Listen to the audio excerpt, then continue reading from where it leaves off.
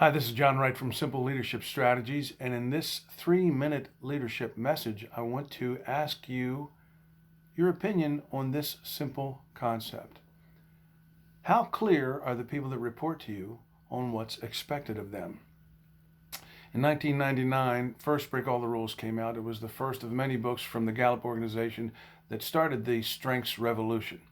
What they did was they interviewed over 1 million people from the top 10% of the performing teams of all kinds of organizations all around the world and asked them why they were in the top 10%. The number one answer was their relationship with their immediate supervisor. Then Gallup spent a number of other years interviewing 80,000 of these managers that were over these top performing teams, and they asked them what they did. The broad answer was they helped people become more of who they naturally were. They helped them maximize their strengths. They did not try to fix people.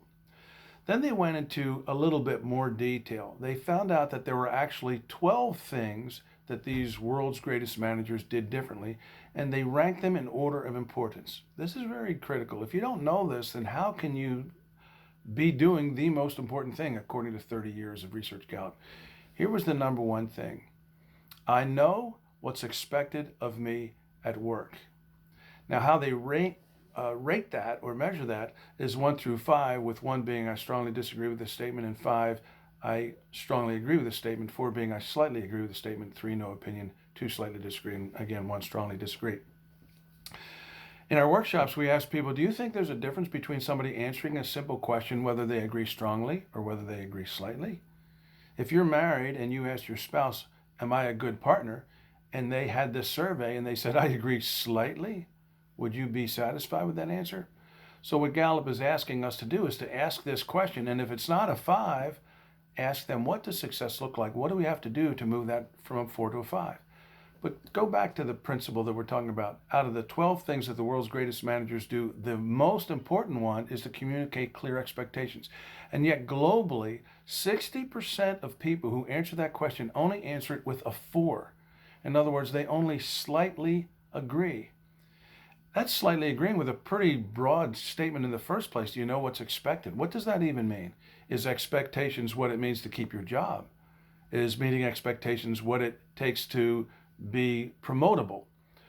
Does it mean that's what it takes to get the best possible number on an evaluation? It's not even clear, and yet 60% of the people don't agree strongly.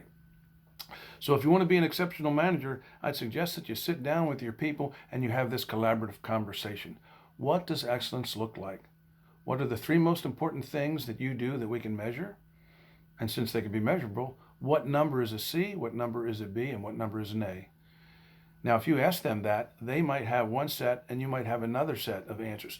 You need to work together until you're all on the same page. But once you're all on the same page and both of you know where a B stops and an A starts, you are going to get more A's without a question. And then when you do this survey, I know what's expected of me at work, you're going to get all 5s.